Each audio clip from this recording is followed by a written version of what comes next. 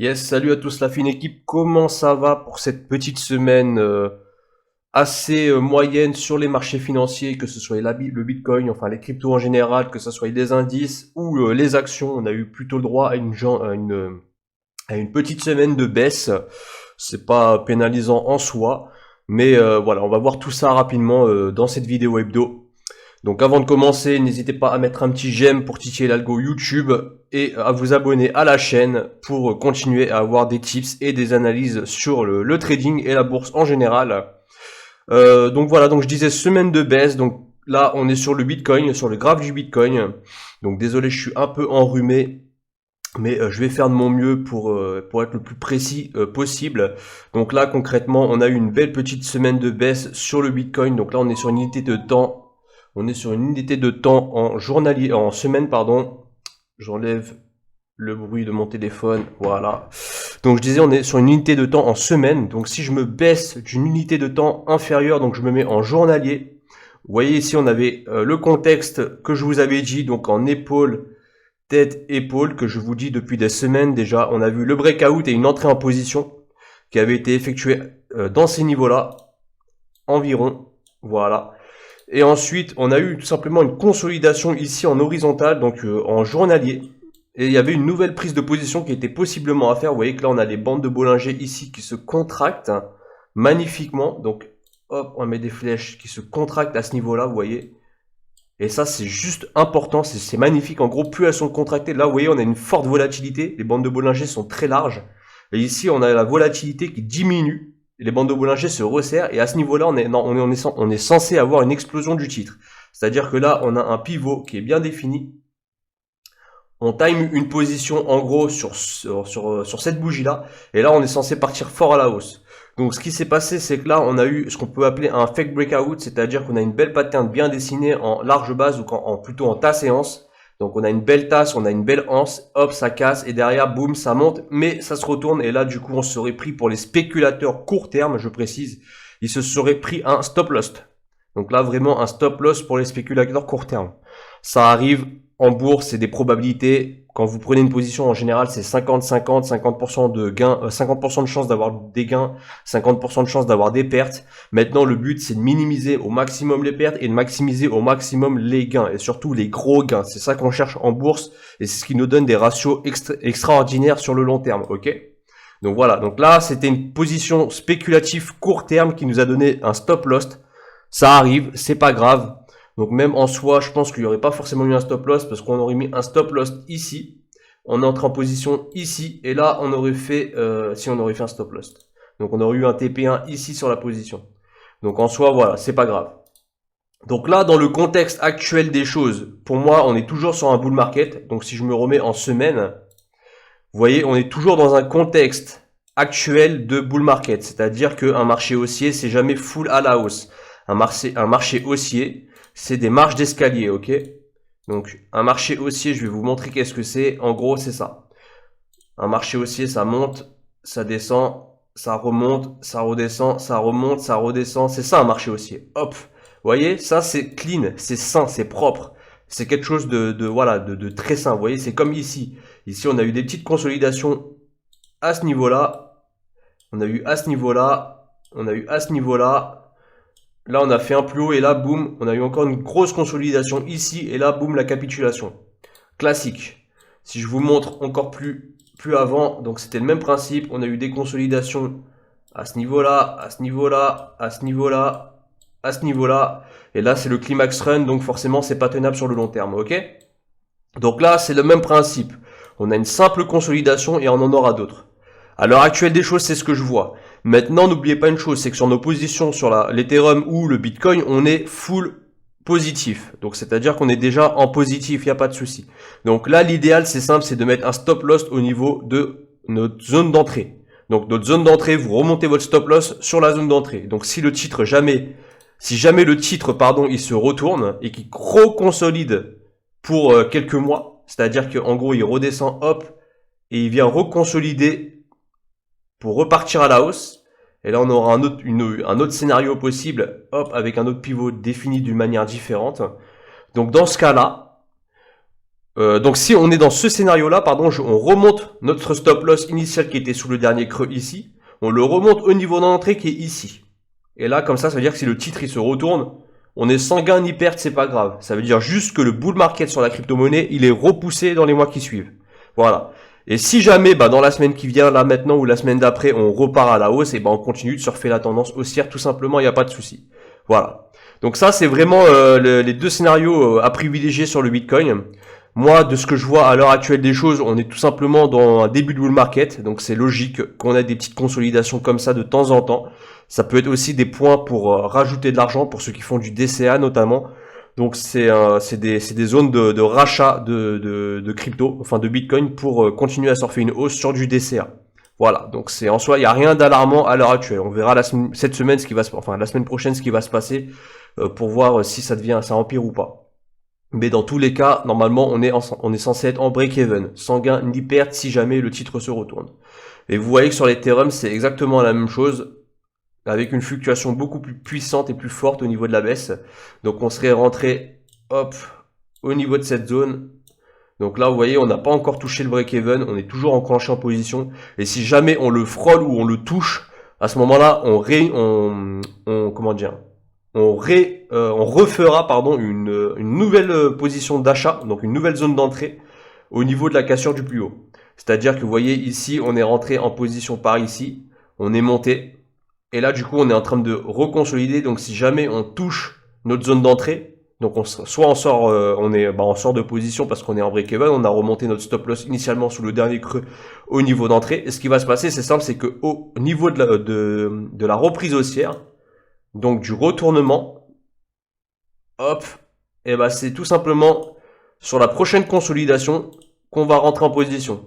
Donc là, on aurait ça, et c'est à ce niveau-là qu'on rentrerait de nouveau en position. Voilà. Donc la première position initiale aurait été ici. Le retournement du titre, hop, on sort en break-even, c'est pas grave, ça arrive. On reprend la prochaine consolidation, boum, donc celle-ci, et on rentre en position pour continuer de surfer la hausse. Voilà. Donc voilà, c'est vraiment des stratégies de trading précises, propres, précises, vraiment pour minimiser au maximum les chances en notre défaveur, mais maximiser au maximum les gains en notre faveur. Voilà. Donc n'oubliez pas une chose, c'est que ça, je vous l'explique aussi dans ma formation Crypto explosive disponible en description, les gars. Donc si vous voulez vraiment apprendre à surfer les vraies tendances crypto-monnaie, c'est de cette manière qu'il faut le faire. Vraiment de cette manière. Et voilà, tout simplement. Hop, je supprime tout ça. Je supprime tout ça aussi. Donc j'ai aussi vu une position de Alex Hitchens pour ceux qui connaissent bien. Donc j'avais une petite discussion avec lui cette semaine. Avec Alex Hitchens sur la crypto-monnaie, et lui il avait pris une position sur CTSI. Je vous ferai sûrement une vidéo sur CTSI la semaine prochaine. Je vous avoue que là je suis pas sur mon graphique TradingView parce que je l'ai pas ici malheureusement CTSI. Mais la semaine prochaine je vais vous faire un petit cours CTSI pour l'analyser. C'est Alex Hitchens qui m'a donné le petit tuyau. D'ailleurs il fait un peu de crypto-monnaie lui aussi. Donc voilà. Sinon sur la crypto-monnaie en général, il n'y a rien d'autre à dire. Donc pour l'instant, on est toujours dans l'attente. Je regarde juste, est-ce qu'on a le mana par hasard ici? Ça serait pas mal si on a le mana. Decentraland. Decentraland, si on a le mana. J'ai envie de voir ce qui se passe sur le mana. J'ai entendu dire qu'apparemment il était parti. Non, on a zéro, on a rien sur le mana. Vous voyez ça, c'est les bruits de couloir. J'ai entendu dire qu'on a le mana qui était parti lui aussi à la hausse, donc qui suivait la tendance du Bitcoin, donc la crypto majeure. Et vous voyez qu'en fin de compte, non, c'est du bruit de couloir, il n'y a rien du tout. Et ça, c'est le problème, c'est qu'aujourd'hui, les gens, ils sont vite pris par les émotions. Il suffit qu'il entend, voilà, le mana, il est parti. Ok, je vais investir sur le mana sans même me renseigner sur le graphique, sans même me renseigner sur les fondamentaux du mana pour savoir si oui ou non je dois investir. Non, il écoute les bruits de marché et il investit. Donc là, concrètement, on m'a dit que le mana était parti. Le mana, il n'y a rien du tout. Il n'y a pas de large base. Il n'y a pas de consolidation en double bottom, en épaule, tête, épaule. Il n'y a rien. On a juste une construction de large base. Donc on a un point de touche ici, on a deux points de touche ici.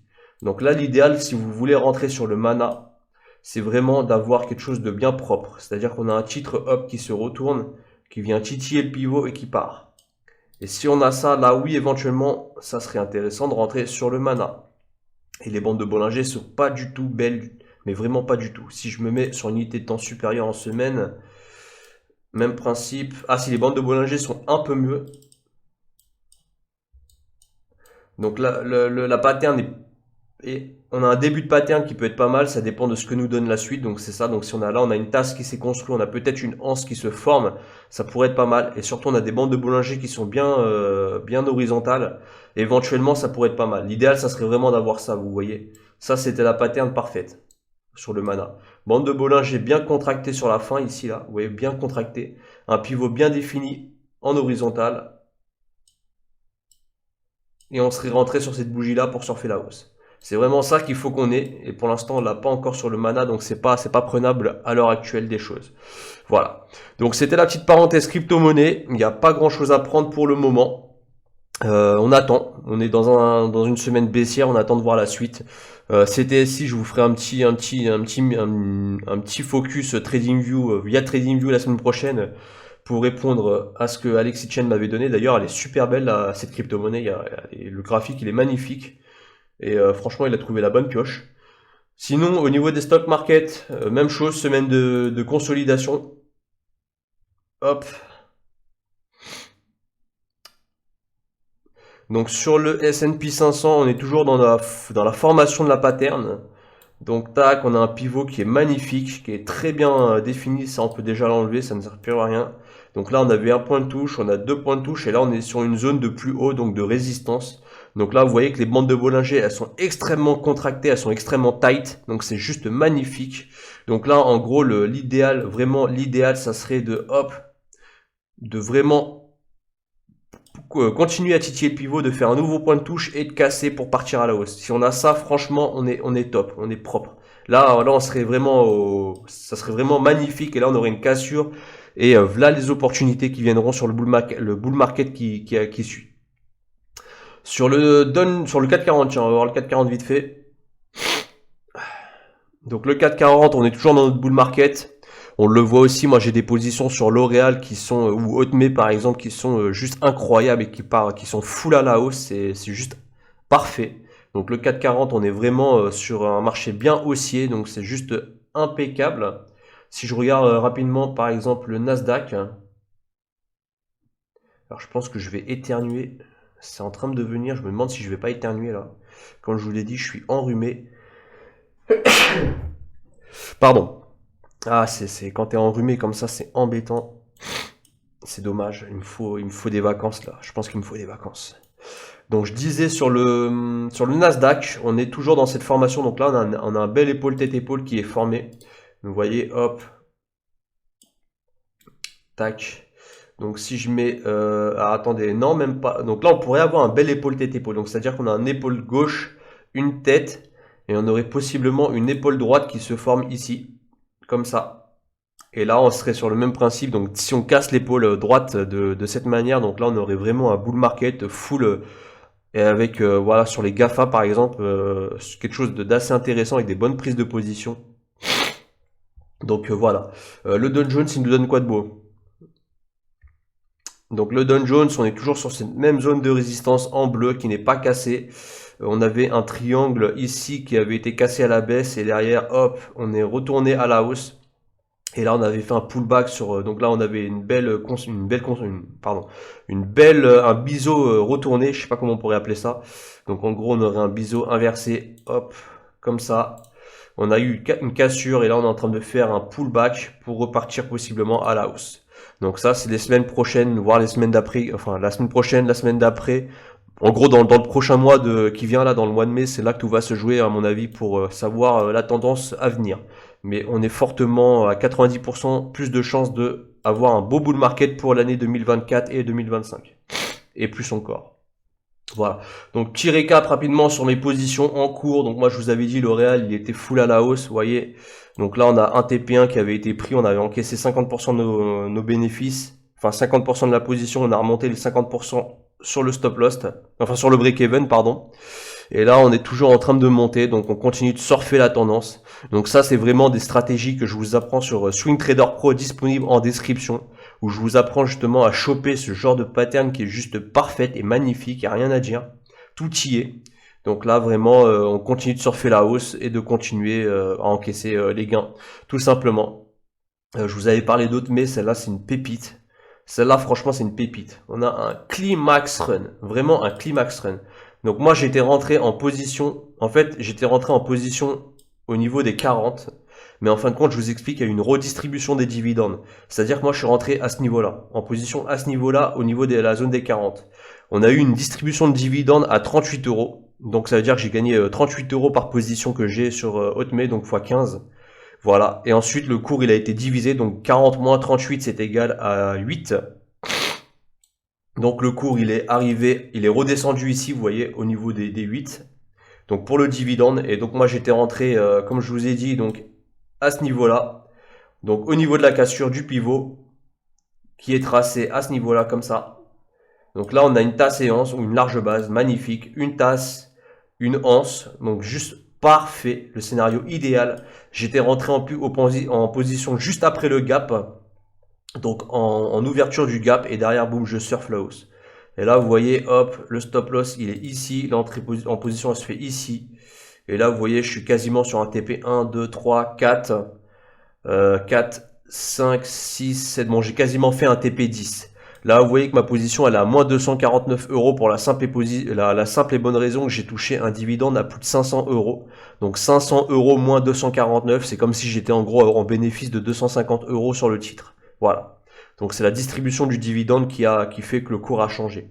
Tout simplement.